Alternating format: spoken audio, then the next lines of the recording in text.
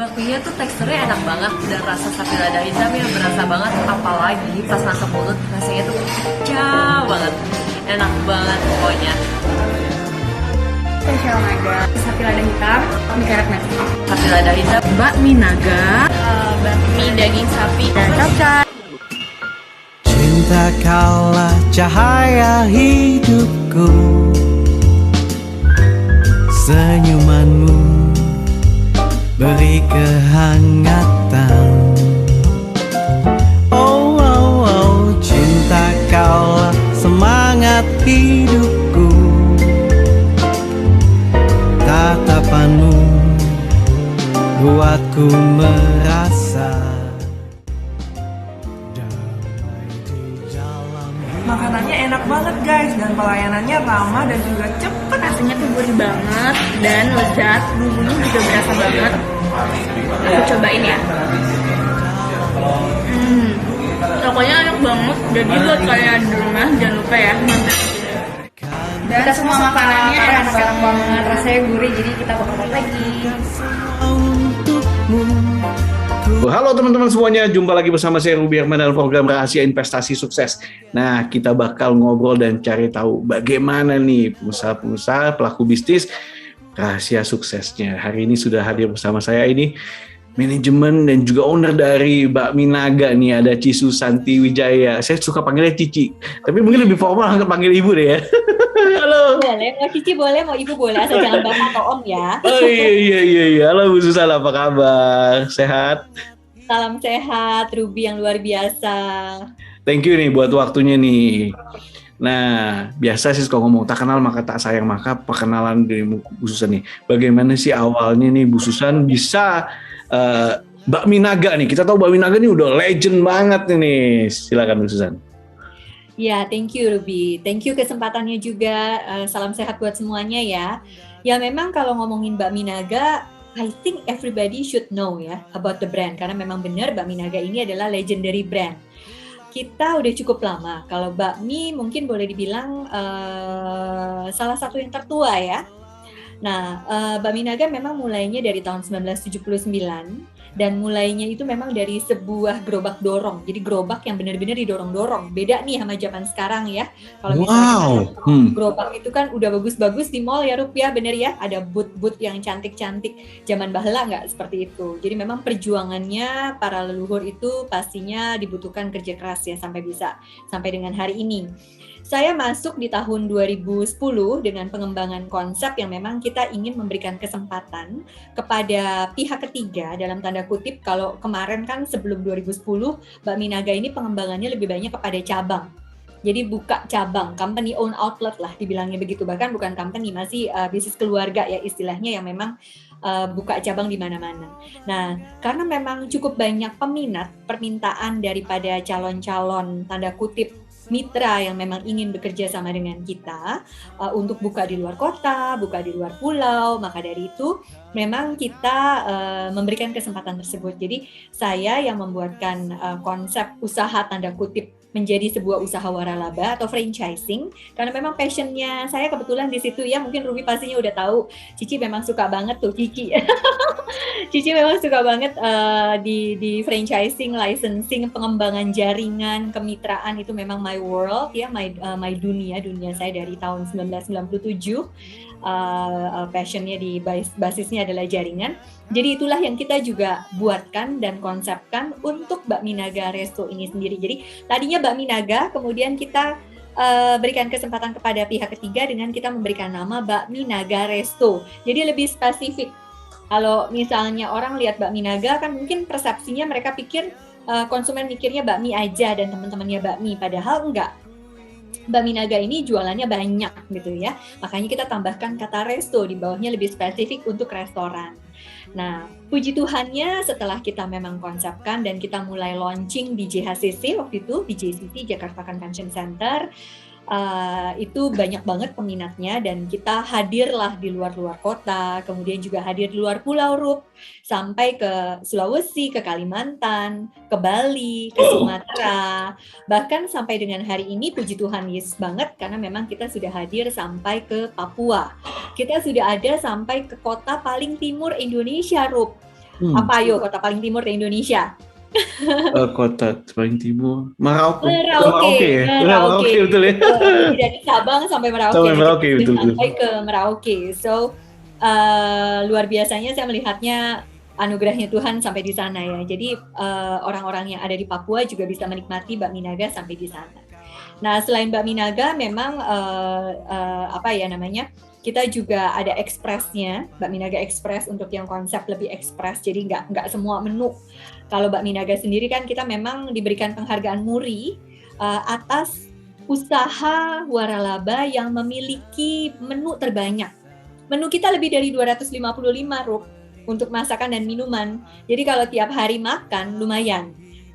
Bisa 3 bulanan lah untuk menghabiskan menu kita di restoran. Jadi menu kita cukup lengkap, bukan hanya bakmi aja, tapi juga bakmi dan teman-temannya. Ada bihun, ada kue tiaw, ada bakso, kemudian ada nasi-nasian kayak nasi goreng, capcay, fuyung hai, sampai dengan sapo. Terus ada dagingnya dari ikan, dari gurame, asam manis, kakap catausi. Karena because bakmi naga sendiri, it's restoran oriental yang masakannya oriental, tapi cita rasanya Indonesia. Jadi memang kita mengangkat cita rasa Indonesia. Di sanalah kita memang sekarang ada bakmi sambal mata, misalnya gitu ya. Jadi lain daripada bakmi spesial naga tentunya sebagai signature dish-nya kita di situ. Belum lagi kita juga ada udang, ya, dari udang goreng tepung. Kemudian juga kita ada sapi, ya. Jadi seperti boleh dicoba kue tiaw hot plate kita yang sapi punya itu juga oke banget. Lapar udah lama-lama ya, ini menjelang Langsung lapar nih. Langsung lapar nih, pengen kesana cepet-cepet nih. Iya. Wow, luar biasa ya, dari bakmi naga jadi bakmi naga resto, itu pengembangan juga. Nah, jadi total nih sekarang udah ada berapa nih Bu Susan nih? Aduh, kalau ngomong total nih karena lagi pandemi COVID-19 ya. Kalau sebelum pandemi COVID-19 nih memang kita buka dan puji Tuhan sekali lagi karena memang kita banyak pembukaan outlet di mana memang kita memberikan kesempatan balik lagi kepada pihak-pihak yang mau buka restoran. Jadi udah nggak usah pusing lagi gitu kan ya. Kita udah konsepkan dari sisi menunya, harga menu nggak usah ngitung-ngitung lagi gitu ya, sampai dengan konsep usahanya, layout desainnya, renovasinya seperti apa dan lain sebagainya. Total kita ada 100-an sebelum pandemi. Ya, tapi setelah pandemi ini, dan pandemi ini panjang ya memang ya. Jadi memang kita juga ada beberapa outlet yang memang temporary close, jujur kata, dan juga memang ada beberapa outlet yang permanently close. Jadi tergantung daripada pastinya yang namanya usaha kita kebanyakan di mall ya, tentunya butuh banyak diskusi dan meeting dengan pihak manajemen mallnya sih, dan franchisee juga di situ turut berperan sangat penting ya. Apabila harganya bisa negosiasi, biasanya diteruskan seperti itu. Jadi memang ada pengurangan dan juga ada penambahan. Tapi 2021 ini kita tetap masih ada pembukaan sih, puji Tuhan. Pembukaan ya? Yes. Masih ada pembukaan. Kita baru buka 2021 ini di Kalimantan Timur. Wow. Ya, di Balikpapan, itu kan salah satu kota terhebat ya, karena memang tidak mengenal pandemi itu ya. Kalau saya lihat grafiknya dia bagus sekali pengembangannya. Kemudian juga masyarakatnya sangat membutuhkan makanan di situ, demand-nya bagus, besar. Kemudian kita juga baru buka di Marcan Hype Station Bintaro. Nah itu juga salah satu franchise outlet kita. Kebetulan franchise kita yang di Kalimantan Timur, di Balikpapan, dia ngambil franchise-nya bukan hanya Bakmi Naga Resto, dia juga ngambil Cicikan baru buka yang di Desember kemarin, 12/12/2020, ada brand baru namanya Si Mager. Karena mager banget kita ya selama 2020 mager banget gitu ya. Jadi itu kebetulan anak Cici sih yang buka, dia namakan Si Mager, Si Mantau Burger. Nah kita buka di daerah Serpong kemarin, di Gading Serpong tepatnya. Nah itulah yang kita bawa juga, dan franchise kita buka Si Mager ini di Balikpapan juga, seperti itu. Mantap ini kalau bicara F&B, ini ratunya F&B nih. Gak cuma bakmi naga tapi juga banyak juga ya. Nah, passionnya ya kelihatan dari pipi ya, tembem ya. Nggak juga. Dibilang tembem nggak juga Ci, tapi emang di dunia passionnya betul. Kalau passionnya betul ya. Nah, Bu Susan, dalam menentukan pembukaan tempat gitu, apa sih yang Bu Susan lihat nih dari lokasi kah atau traffic atau apanya? Mungkin boleh di sharing juga nih Bu Susan. Memang kalau untuk tempat, balik lagi, kalau untuk sebelum pandemi kita memilah dan memilih tempat itu yang menjadi prioritasnya kami itu lebih kepada pusat perbelanjaan. Jadi mall kebanyakan. Kenapa? Karena memang kita lihat kalau mall itu kan trafficnya udah ada. Kita udah nggak usah cari traffic. Udah pasti deh pada ngumpul ya kalau sebelum pandemi ya. Oke. Mungkin sebelum nonton orang makan dulu gitu ya. Sebelum beraktivitas ke kantor mungkin ke kantor sepulang kerja dari kantor mereka mampir gitu kan ke mall dan lain sebagainya. Makan siang dari kantor mereka makan gitu ya. Nah itu yang kita pilih dan selalu kita lihat bahwa mall itu adalah satu one stop shopping lah ya. Kebutuhan sehari-hari habis beli mampir juga makan gitu kan, ajang kumpul-kumpul, meeting dan lain sebagainya. Tapi setelah pandemi ini berlangsung, saya juga belajar nih ya, jadi bahwa bukan hanya mall saja sih yang bisa dijadikan tempat tanda kutip usaha buat mungkin pelaku usaha UMKM. Saya masih bilangnya UMKM, kenapa? Karena memang kita luasannya kan nggak luas. Kalau beda lagi dengan fast food yang memang butuh luasan ribuan meter, mereka kebanyakan kan memang di luar mall ya, standalone building mereka. Kalau kita biasanya yang agak kecil-kecil menengah ini kan letaknya biasanya di mall, apalagi makanannya makanan fast moving ya kita bilangnya. Nah sekarang kita lebih memilah dan memilih juga bukan hanya di mall, tapi ada alternatif lain untuk properti-properti atau ruko-ruko, tempat-tempat outdoor standalone building di luar daripada mall yang kita pilih. Nah, tentunya dalam hal ini pemilihannya kita lihat tempatnya strategis ya, bisa dilihat dua arah mungkin, kemudian akses menuju ke tempat tersebut juga mudah, parkirannya ada. Ini kan juga yang mempermudah konsumen ya untuk datang ya Rup ya. Kalau mungkin kalau dulu kan mungkin mall patokannya, kalau sekarang memang ada beberapa opsi lain sih. Apalagi sekarang sejak pandemi kayaknya saya lihat orang-orang lebih suka kayaknya menikmati suasana yang ada outdoor-nya ya. Jadi ada udara sirkulasi yang memang membantu kita untuk mencegah COVID-19 mungkin gitu ya. Betul ya. Jadi dan pastinya strategis ya. Lokasi kan. Betul ya. Oke, dan Mbak Minaga juga pastinya tadi kan udah buka juga di Kalimantan Timur, terus sedikit sebelumnya juga di beberapa tempat lagi. Nah ini kedepannya bakal hunting terus sih, khususan nih. Amin. Tetap berjuang di masa pandemi ini, tetap berjuang keras karena memang nggak mudah ya saat ini untuk kita kita teruskan, apalagi dengan adanya PSBB tahun 2020 kemarin, terus ada PPKM ya tahun 2021 yang levelnya turun tapi tetap PPKM kan. Iya. Kemudian masih terus berlangsung pandeminya, jadi memang kita harus kreatif dan inovatif lah untuk pengusaha resto ini. Nah, bicara tadi soal kreatif dan inovatif. Nah, apa saja sih yang langkah-langkah yang dilakukan nih, Bu Susan, atau mengedukasi konsumen atau apa? Bagaimana nih, Bu Susan? Jadi kalau di Baminaga dulu kan orang memang kebanyakan datang, kita menunggu makan siang berok gitu ya, rame-rame datang. Kalau tempatnya memang adanya di dekat dengan perkantoran gitu ya, atau mall-mall yang memang dekat dengan perkantoran. Nah, dengan adanya pandemi, kemudian mallnya PPKM, PSBB, kemudian perkantoran juga sekarang tinggal 25% sampai 50% karena kan memang banyak yang WFH ya.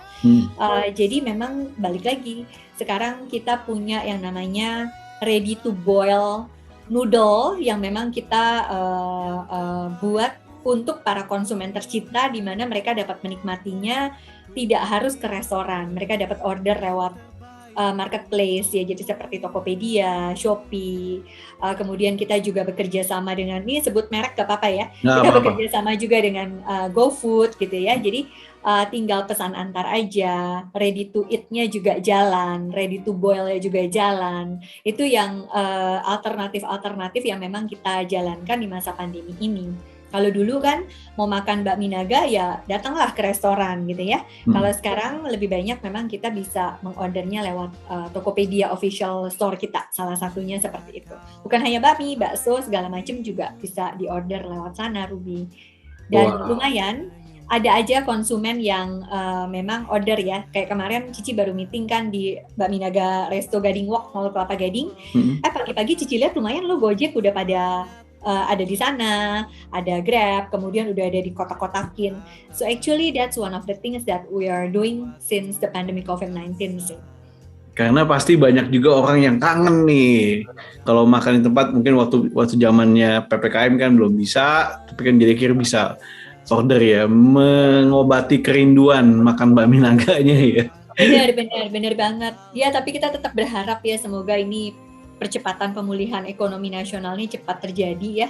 Karena biar bagaimana kita tetap rindu nih kumpul-kumpul kan, Rup, udah lama banget ya. Betul. Betul banget, betul.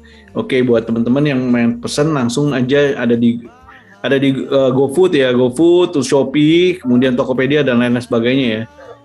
Yes, silakan aja. Bisa langsung order di Tokopedia, di di Shopee Food, kemudian GoFood untuk Bakmi Naga Resto official store di sana. Nah, Bu Susan, apa sih yang waktu itu menjadi momentumnya ya? Tadi kan awalnya dari gerobak tuh ya. Terus apa yang menjadi momentum tiba-tiba jadi tempat dan juga akhirnya jadi banyak nih? Ya, kita melihat demand ya memang ya. Kita melihat demand masyarakat terhadap bakmi ini, karena bakmi menurut saya tetap udah seperti pengganti makanan pokok ya, walaupun makanan pokok orang Indonesia kan nasi, tapi bakmi ini udah tidak kalah hype-nya gitu ya. Dan menurut saya ini adalah udah menjadi biasa ya, makan pagi bisa bakmi, makan siang bisa bakmi, makan sore bisa bakmi, makan tengah malam juga bisa bakmi gitu kan. So that's the things that yang saya lihat ini marketnya luas ya, size-nya luas. Dan selain daripada bakmi, memang Bakmi Naga sendiri terkenal juga dengan nasi gorengnya. Jadi pasti teman-teman saya tuh kalau makan di Bakmi Naga udah makan bakmi semangkok, kemudian dia pesan lagi nasi goreng, atau mungkin sebagian langsung kepada nasi goreng.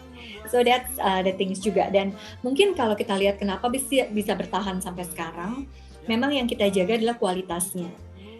Jadi kalau dibilang kok Bakmi Naga dari dulu sampai sekarang begitu-begitu aja ya, memang begitu-begitu aja, karena memang yang kita jaga adalah komitmen dan juga kualitasnya. Yaitu apa? Bakmi sehat.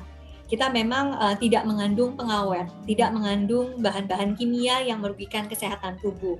Dan biasanya kalau bakmi ada mengandung air ki-nya ya. Nah di Bakmi Naga ini kita tidak menggunakan air ki, jadi nggak ada bahan kimia yang merugikan kesehatan tubuh. Sehingga bagi teman-teman yang memang punya sakit itu aman dikonsumsi dari segala kalangan, segala usia, pastinya bisa coba di Bakmi Naga Resto seperti itu. Nah itu yang kita jaga dari konsistensi, sehingga memang dari gerobak dorong tadi kita mulai masuk tuh ke ruko, dari ruko kita masuklah ke plaza.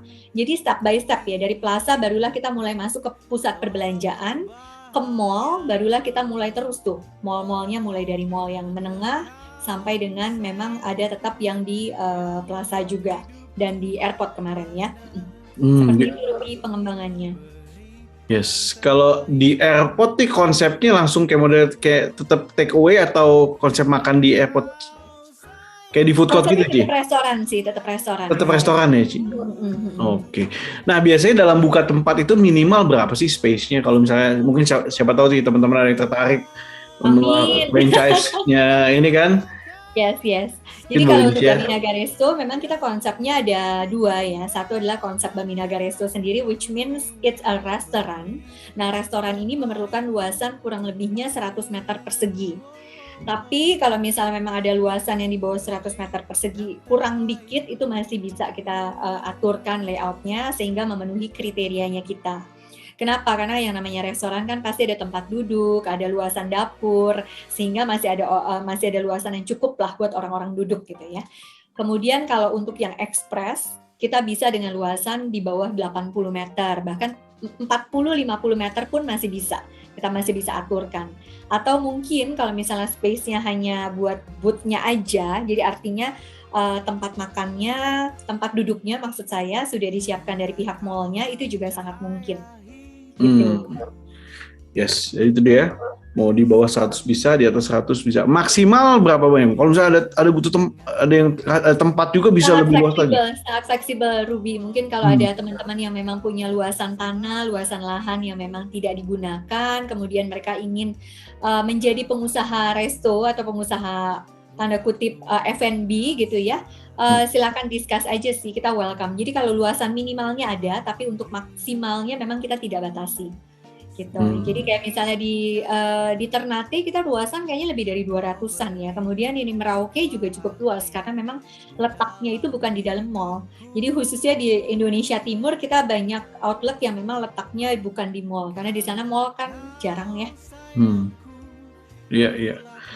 Nah, apakah ada menu-menu baru lagi nih, Ci, yang akan diluncurkan di Bakmi Naga nih?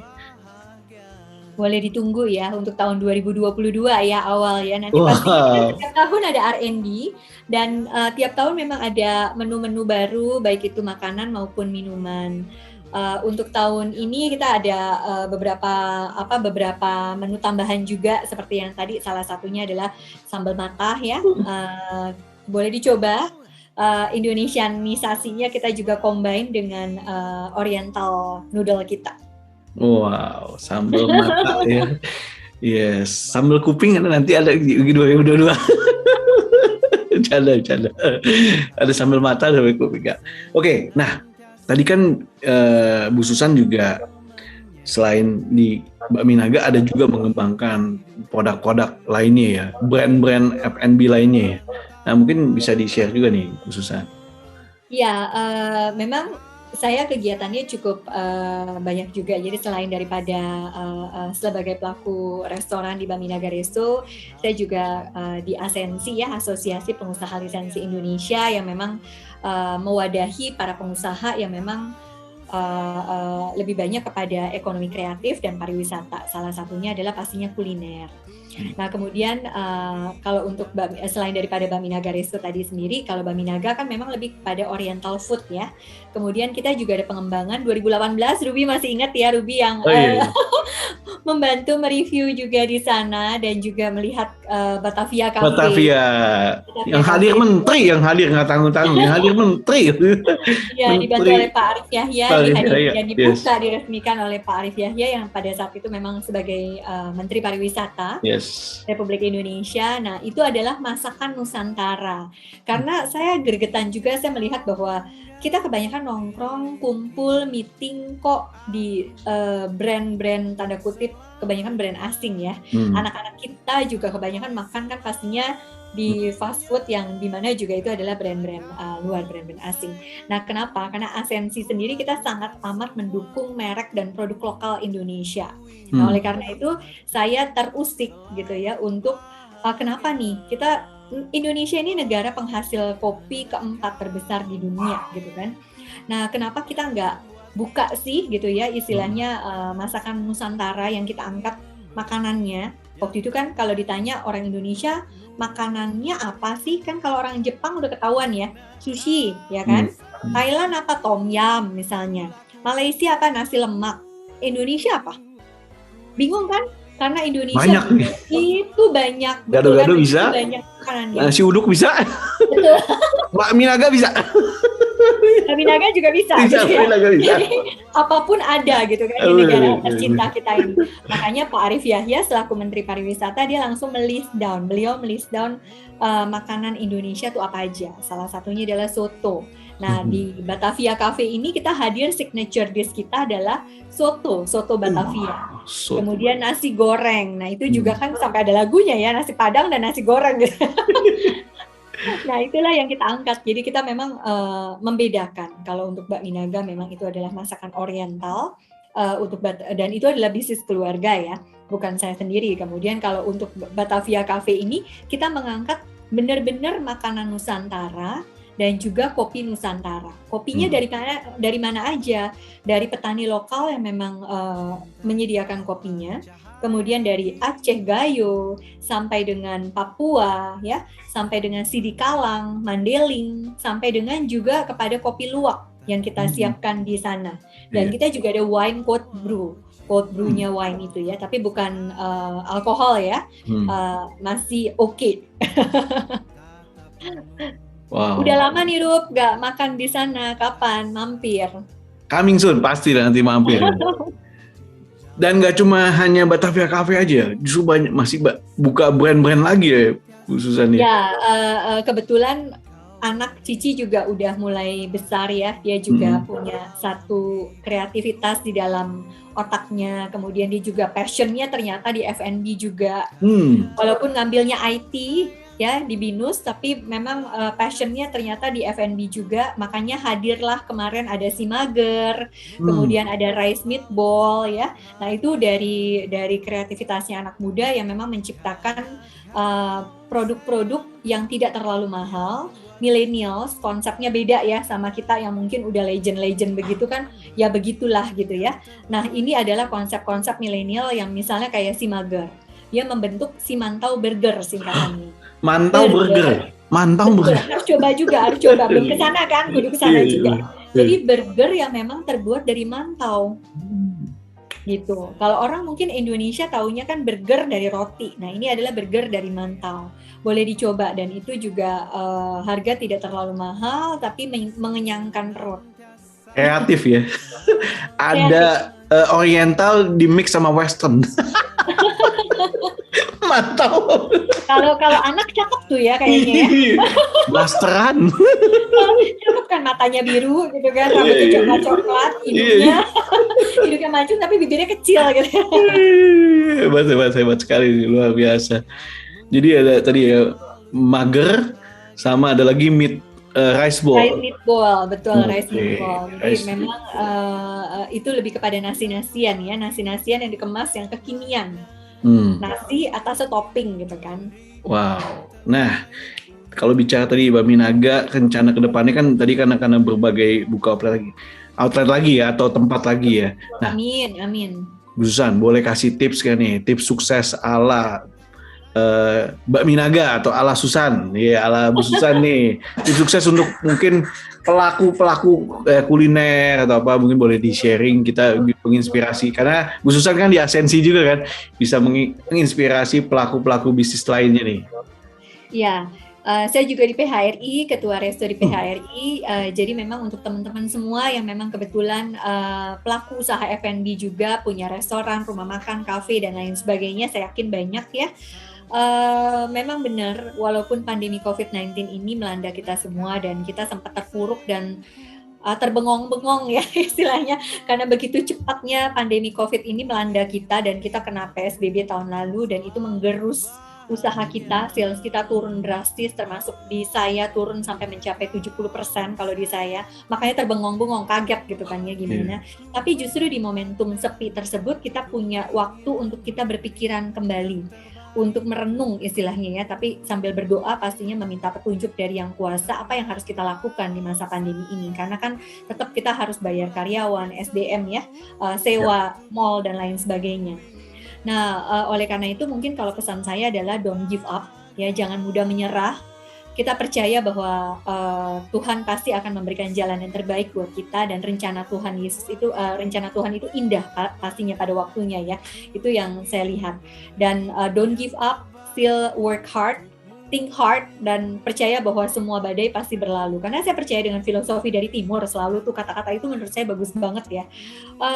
Kalau lihat kata krisis atau krisis itu kan dari dua suku kata, ya kan? Dua suku kata itu kan memang artinya adalah di tengah badai, mungkin kalau saat ini saya mengatakan badai itu adalah badai COVID-19 ya. Jadi badainya ini akan berlalu dan di tengah badai itu masih tetap ada peluang yang besar. Jadi masih ada opportunity atau business opportunity yang besar.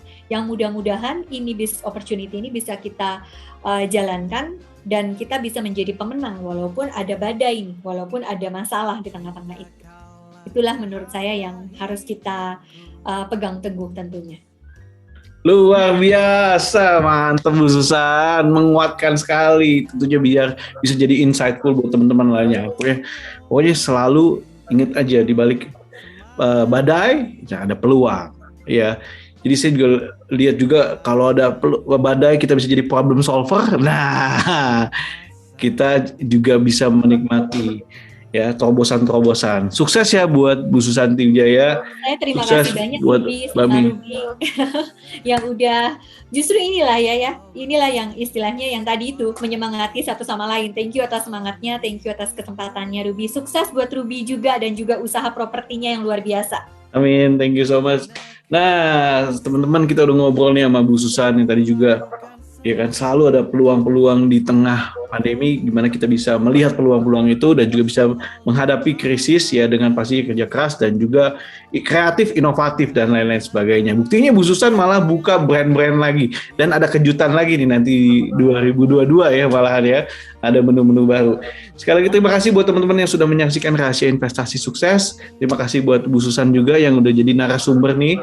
Sukses terus ya buat Mbak Minaga dan juga bisnis-bisnis kuliner lainnya. Saya Ruby Herman, sampai jumpa di Rahasia Investasi Sukses. Bye-bye.